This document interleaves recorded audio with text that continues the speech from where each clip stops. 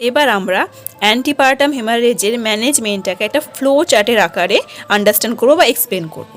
First কি বলছে, অ্যান্টিপার্টাম bleeding, মানে অ্যান্টিপার্টাম হেমারেজের জন্য যে ব্লিডিংটা হচ্ছে সেটা আমাকে চেক করব। এবার এই ব্লিডিংটা কখন হবে, আমরা কি ডেফিনেশনে কি পড়েছিলাম যে ভায়াবল পিরিয়ড বা 24 উইকস থেকে আনটিল ডেলিভারি বা টার্ম প্রেগনেন্সি পর্যন্ত। ঠিক আছে, তাহলে সেখানে কি বলছে না, এনি ভ্যাজানাল ব্লিডিং যেটা কি হচ্ছে 20 উইকস আনটিল ডেলিভারি, মানে 20 উইকসের গ্রেটার দ্যানটা এই পাশে রয়েছে, মানে কি 20 উইকসের আরও বেশি, মানে কি ভায়াবল পিরিয়ড হতে পারে 20 উইকস, 22 উইকস বা 24 উইকস। এই সময় থেকে আনটিল ডেলিভারি বা টার্ম প্রেগনেন্সি পর্যন্ত যদি কোনো ভ্যাজানা বা জেনিটাল ট্রাক্ট থেকে ব্লিডিং হয়, তখন আমরা সেটাকে বলতে পারি কি অ্যান্টিপার্টাম হেমারেজ। তাহলে কি এই অ্যান্টিপার্টাম ব্লিডিং হচ্ছে, মানে অ্যান্টিপার্টাম হেমারেজের জন্য জেনিটাল ট্রাক্ট বা ভ্যাজানা থেকে ব্লিডিং আসছে। এবার সেক্ষেত্রে এই ব্লিডিং হওয়ার পর আমাকে চেক করতে হবে কি ইজ দ্য ওমেন আনস্টেবল, মানে ওমেনটা স্টেবল কন্ডিশনে রয়েছে না আনস্টেবল কন্ডিশনে রয়েছে, সেটা আমাকে চেক করতে হবে। তার জন্য মেনলি তিনটে জিনিস আমাকে চেক করতে হবে কি কনসিয়াসনেস, হার্ট রেট, বিপি এবং ব্লিডিং।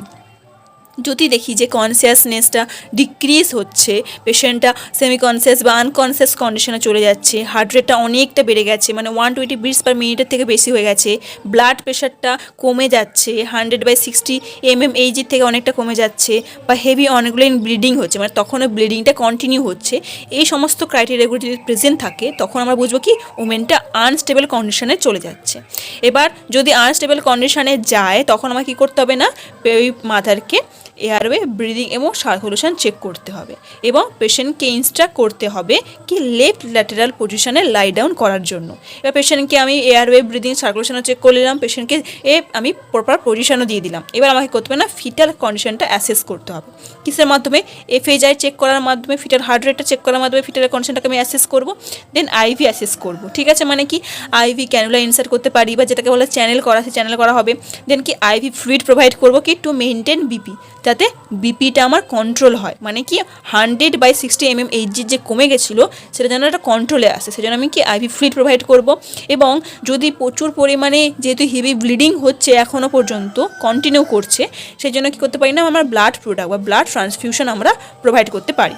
এছাড়া অক্সিজেন থেরাপি দিতে পারি, যদি অক্সিজেনের অভাব হয়, যদি পেশেন্টের হাইপক্সিয়া দেখা যায় সেজন্য আমি অক্সিজেন থেরাপি দিতে পারি। কোনো সেটিংসে বা কোনো হসপিটালে যদি এই সমস্ত জিনিসগুলো দেওয়ার আর অ্যারেঞ্জ না থাকে, যদি অ্যারেঞ্জ করা না যায় বা সেটিংসে যদি এরকম প্রবলেম থাকে জিনিসগুলো দিতে, তাহলে কি আমাকে ইমিডিয়েটলি দেরি না করে ট্রান্সফার করতে হবে পেশেন্টকে, যাতে আমি এয়ারওয়ে, ব্রিদিং, সার্কুলেশন চেক করতে পারি, প্রপারভাবে পেশেন্টকে পজিশন দিতে পারি, ফিটাল সার্কুলেশন বা ফিটালের কন্ডিশনটা চেক করতে পারি, IV fluid, blood transfusion, oxygen therapy এই সমস্ত জিনিসগুলো দিতে পারি। সেরকম একটা সেটিংসে আমাকে এই ট্রান্সফার পেশেন্টকে করতে হবে। ঠিক আছে, এবার পেশেন্টকে ট্রান্সফার করলাম, পেশেন্টকে এই সমস্ত জিনিসগুলো দিলাম। এই সমস্ত জিনিসগুলো দেওয়ার পরে পেশেন্টকে যদি দেখি যে পেশেন্টটা স্টেবিলাইজ হয়ে গেছে, পেশেন্টটা এখন স্টেবল কন্ডিশনে চলে এসেছে, তাহলে আমাকে কী করতে হবে, ইমিডিয়েটলি ডেলিভারির জন্য অ্যারেঞ্জ করতে হবে। সেক্ষেত্রে আমাকে কী করতে হবে না, সি সেকশন হোক বা নর্মাল ভ্যাজাইনাল ডেলিভারি হোক, সেটাকে আমাকে অ্যাসেস করতে হবে, করার পরে আমাকে ডেলিভারি করতে হবে মাদারের। ঠিক আছে, হয়ে গেল। যদি আনস্টেবল কন্ডিশনে থাকে কী করব, আর যদি পেশেন্টটা কনসিয়াসও থাকে, হার্ট রেটও নর্মাল থাকে, বিপিও নর্মাল থাকে, বা ব্লিডিংটা যদি স্টপ হয়ে যায়, তার মানে কি পেশেন্টটা আমার স্টেবল কন্ডিশনে রয়েছে, তখন আমাকে কী করতে হবে না, ফিটালের কন্ডিশনটা চেক করতে হবে। ম্যাটারনালের কন্ডিশনটা আমি চেক করলাম, ম্যাটারটা স্টেবল রয়েছে, ম্যাটারনালের কন্ডিশন ঠিক রয়েছে, এবার আমাকে ফিটাল কন্ডিশনটা চেক করতে হবে। এবার এই ফিটাল কন্ডিশন চেক করার আগে আমাকে আরেকটা মাথায় কি রাখতে হবে না, ম্যাটারনাল কন্ডিশনটা আমি যখন চেক করলাম তখন তো নর্মাল রয়েছে, তখন তো স্টেবল রয়েছে, কিন্তু কিছু টাইমের মধ্যে ম্যাটারনালের কন্ডিশনটা আবার ডিটোরিয়েট করতে পারে, সেই জন্য কন্টিনিউ আমাকে অবজারভেশনটা করতে হবে, যাতে কোনো রকমের কোনো চেঞ্জেস হচ্ছে কিনা সেটা আমি আইডেন্টিফাই করতে পারি, যে কনসিয়াসে কোনো চেঞ্জেস হচ্ছে কিনা, হার্ট রেট, বিপির কোনো অল্টারেশন হচ্ছে কিনা, বা ব্লিডিংটা আবার স্টার্ট হচ্ছে কিনা সেটা আমাকে চেক করতে হবে। যদি বাই এনি চান্স কোনো অল্টারেশন হয় বা ব্লিডিংটা আবার স্টার্ট হয়, তাহলে সেক্ষেত্রে কি আমাকে ব্লাড ট্রান্সফিউশন করতে পারি বা ইমিডিয়েটলি আবার ট্রান্সফার করতে পারি কোনো ভালো সেটিংসে গিয়ে বা কোনো ভালো হসপিটালে, যেখানে আমি এই সমস্ত সার্ভিসেসগুলো প্রোভাইড করতে পারবো। ঠিক আছে, কন্টিনিউ আমাকে ম্যাটারনাল কন্ডিশনটাকে অবজার্ভ করতে হবে, তার সাথে সাথে আমি ফিটালের কন্ডিশনটা চেক করব। ঠিক আছে, যদি দেখি যে ম্যাটারনালের কন্ডিশনটা স্টেবল রয়েছে আপাতত, তার সাথে সাথে ম্যাটারনালের কন্ডিশনটাকে আমি কন্টিনিউ চেক করতে হবে যে আনস্টেবল হচ্ছে কিনা। যদি বাই এনি চান্স আবার আনস্টেবল হয়ে যায়, তখন আমাকে সেম প্রসেসে করতে হবে এভাবে। আর যদি ম্যাটারনালের কন্ডিশনটা স্টেবল থাকে, তখন আমাকে কী করতে হবে না, ফিটালের কন্ডিশনটা চেক করতে হবে।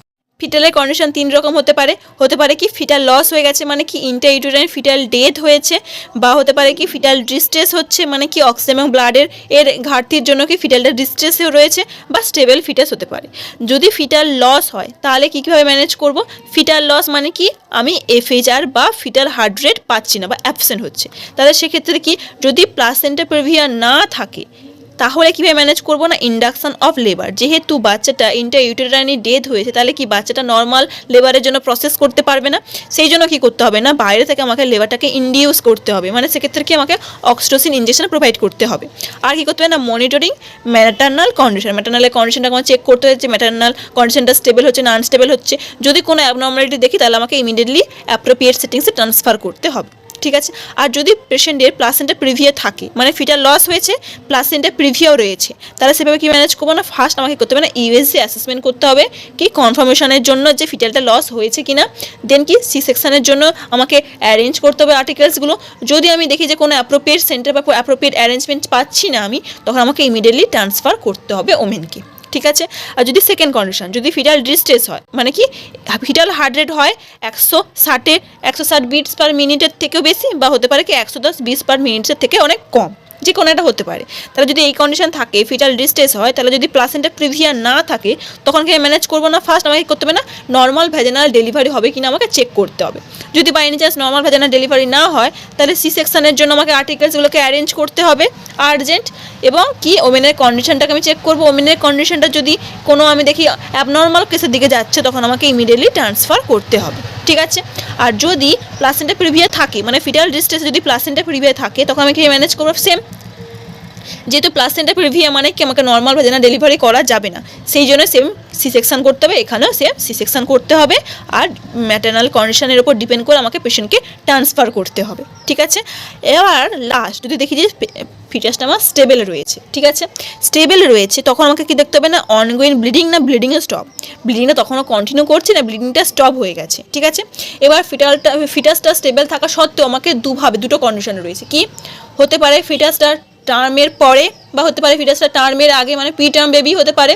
যেহেতু আমরা অ্যান্টিপার্টাম হেমারেজে কি পড়েছিলাম যে ব্লিডিংটা আমার ভাইবেল পিরিয়ডের পর থেকে টিল ডেলিভারি বা টার্ম পর্যন্ত হচ্ছে, তাহলে কি টার্মের পরে মানে 37 কমপ্লিটেড উইক্সের পরেও হতে পারে ব্লিডিংটা বা 37 কমপ্লিটেড উইক্সের আগে হতে পারে।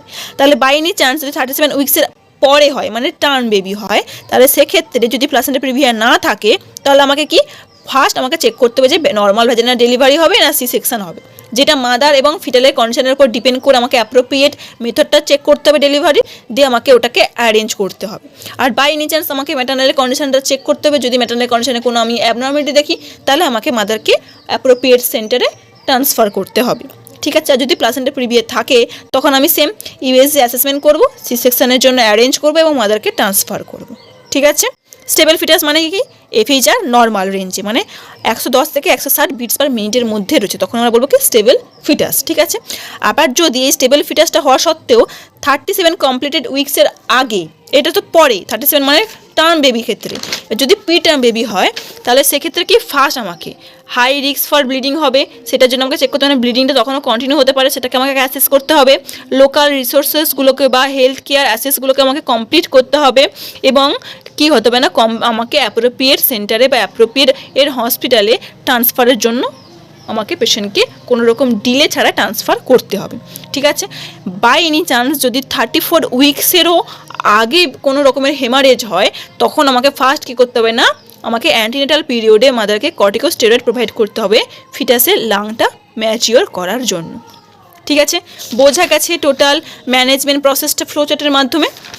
এখানে লাস্ট একটা কথা বলেছে কি না যদি এই সমস্ত মাদাররা এবং এই সমস্ত ফিটাসরা কি অ্যানিমিয়ার একটা রিস্ক ফ্যাক্টর থাকে, কমপ্লিকেশন আমরা পড়েছিলাম কি ওমেনদের মধ্যে এই যে প্রেগনেন্ট মাদার যারা হয়েছে তারা একটা অ্যানিমিয়া একটা রিস্ক ফ্যাক্টর রয়েছে, সেই জন্য এই মাদারকে ডেলিভারির পরে কী করা না আয়রন সাপ্লিমেন্ট প্রোভাইড করা হয় অ্যাটলিস্ট 3 মান্থ টানা 3 মাসের জন্য, প্রথম 3 মাসের জন্য আয়রন সাপ্লিমেন্ট প্রোভাইড করা হয় এই অ্যানিমিয়াটাকে প্রিভেন্ট করার জন্য, ঠিক আছে। বোঝা গেছে টোটাল অ্যান্টিপার্টাম হেমারেজ।